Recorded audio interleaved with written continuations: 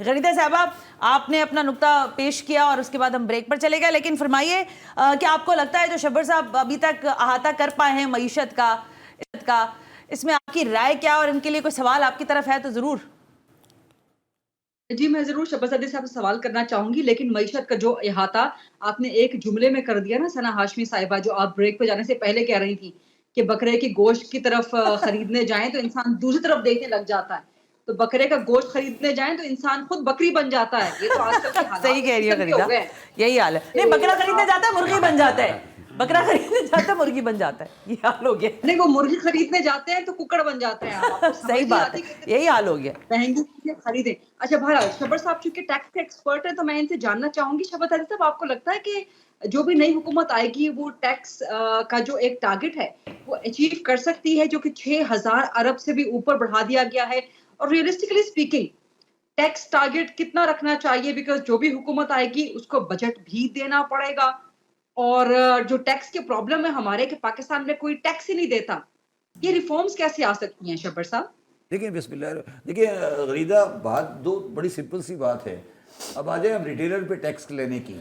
Retailer پہ tax لینا ہر ایک گورنمنٹ کی خواہش ہوتی ہے، مگر سیاسی گورنمنٹ خاص طور پر انکلوڈنگ عمران خان کی گورنمنٹ، ہمارے پاس وہ ریٹ نہیں ہوتی جو کہ ہم ان سے جا کر ٹیکس کلیکٹ کر سکیں۔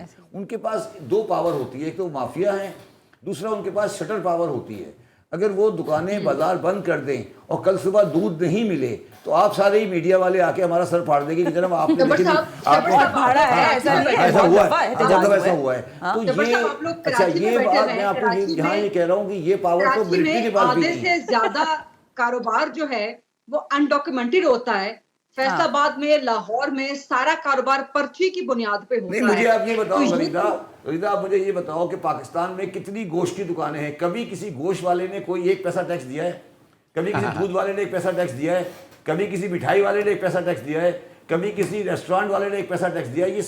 یہ سب دیکھیں نا، اب ان کی اتنی بڑی مافیا پاور ہے، ان کی اتنی بڑی اسٹریٹ پاور ہے کہ سیاسی پارٹیاں ان کے آگے جھکی ہوئی ہیں، اور ان میں سے اکثر تو الیکشن لڑ رہے ہیں، اور ود آل ڈیو ریسپیکٹ ان میں سے بہت بڑی تعداد جو ہے وہ پی ایم ایل این کی سپورٹر ہے۔ دیکھیں دو پاکستان میں ایک پی ایم ایل این ہے اور ایک پیپلز پارٹی ہے، اور دو جگہ ٹیکس ریسیو نہیں ہوتا۔ ایک ریٹیلر سے نہیں ہوتا، اس کی نمائندہ پی ایم ایل این ہے، ایگریکلچر سے نہیں ہوتا، اس کی نمائندہ پیپلز پارٹی ہے۔ تو آپ کیا ٹیکس کی بات کر رہے ہیں؟ مطلب نہیں لگے گا ایگزمپٹڈ کلاسز؟ ہاں، نہیں لگے گا۔ شبر صاحب، آپ اکانومی پہ بات کر رہے ہیں، یہ سارے تو عالم فاضل لوگ ہیں، میں تو اسٹوڈنٹ ہوں۔ بہت زیادہ یہ فرمائے کہ سر یہ اکانومی پہ جو ہم بات کر رہے ہیں، اس اکانومی کا کوئی تعلق نہیں ہے سسٹم کی سٹیبلٹی کے ساتھ؟ اس اکانومی کا کوئی تعلق نہیں ہے کہ گورنمنٹس کو بار بار گرا دیا جائے، ان کو چلنے نہ دیا جائے، اور پھر بعد میں ان کا ٹنٹوا دبا دے کہ شہباز شریف نے کم ہے، فلانا نے کم ہے؟ میں آپ کو سمجھاتا ہوں بات۔ دیکھیے، میں نے آپ کو پہلے دن سے کہا نا کہ جس دن سے یہ ملک بنا ہے نا، اس دن سے ہم نے یہ کہنا شروع کر دیا کہ ملک بہت مضبوط ہے، بہت اچھا ہے، ہم کشمیر کے لیے انڈیا سے لڑیں گے۔ آپ کے اندر طاقت نہیں تھی، وہ جو ایلوژن تھا نا آپ کے بڑے ہونے کا اور آپ کے مضبوط ہونے کا، وہ آپ کے دماغ کے اندر بھر دیا گیا، اور اس بھرنے کے ساتھ آپ کو یہ کہا گیا معیشت کو چھوڑ دو، معیشت چھوڑنا سب ہے۔ واقعی شبر صاحب بہت امپورٹنٹ فیکٹر ہے یہ آپ کے دماغ میں کہا گیا معیشت کیا ہوتی ہے؟ انڈیا، غزہ، فلسطین، وزیرستان، یہ اچھا اب تو بہت آگے چلے گئے آپ، ٹھیک ہے؟ تو یہ اب پاکستان کی جو معاشی، یہ بالکل میں اس حساب سے ایگری نہیں کرتا کہ ملٹری گورنمنٹ کے انٹرونشن نے خراب کیا۔ اگر آپ ملٹری گورنمنٹ کی پرفارمنس دیکھیں، معاشی اکنامک پالیسیز کی کنٹینیوٹی بھی تو کسی چیز کا نام ہے نا۔ مجھے وائنڈ اپ کرنا ہے سیشن کو۔ شبر صاحب، تھینک یو ویری مچ۔